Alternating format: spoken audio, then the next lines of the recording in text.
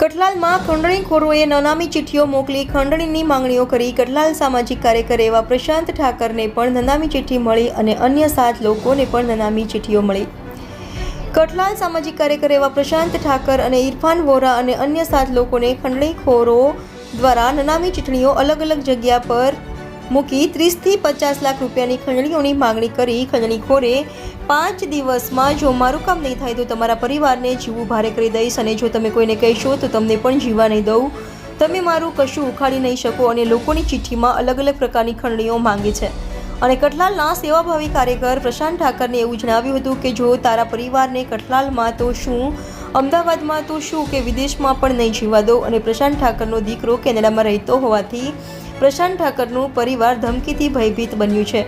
અને ઇરફાન વોરાને એવું પણ જણાવ્યું હતું કે તારો મોટો ભાઈ પત્રકાર છે, તેને પણ જણાવતો નહીં. જો તું તારા ભાઈને જણાવીશ કે પોલીસને જણાવીશ તો તને જીવવા નહીં દઉં કે તારા પરિવારને જીવવા નહીં દઉં અને ધોળા દિવસે બજારમાં ફાયરિંગ કરીને તને ઉડાડી દઈશ તેવી નનામી ચિઠ્ઠીઓમાં ખંડણીખોરોએ જણાવવામાં આવ્યું હતું. ઇરફાન વોરા અને પ્રશાંત ઠાકર અને અન્ય 7 લોકોએ કઠલાલ પોલીસ સ્ટેશન ખાતે ફરિયાદ નોંધાવી છે. તપાસનો ધમધમાટ શરૂ કર્યો છે. Crime reporter Harish Rawal, India 24 News, Ahmedabad.